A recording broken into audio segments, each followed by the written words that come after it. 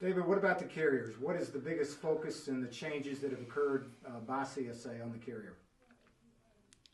Awareness that for the most part that the amount of exposure they've now attached to the image of the carrier. CSA now is exposing the carrier in a lot that never has been exposed before, and a lot of the carriers are having to reintroduce themselves to the shipper, to the customer, and say, we know what CSA says about us, but we're not that bad of a carrier. We have our drivers under control, and you still have confidence and faith to use us as a carrier, and we don't have that much of an accident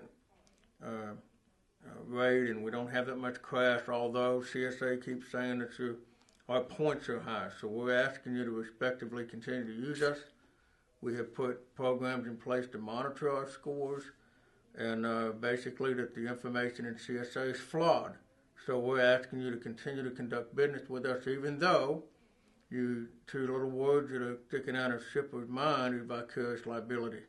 So now you're asking me to associate my brand with you, even though the government says that you have a high basic, and I tell you that we don't have that many crashes. So I'm asking you, Mr. and Ms. Shipper, to continue to conduct business with me. As far as the driver, I'm asking you to still drive for me. I got your back. Don't worry about it.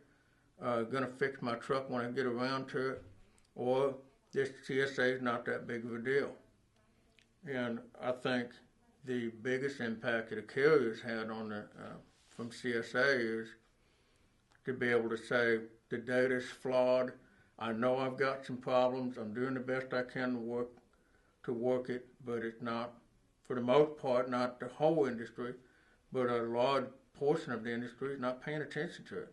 The larger carriers that are out there that are paying attention to it are beginning to having to defend their business practices like they've never had to do prior to CSA.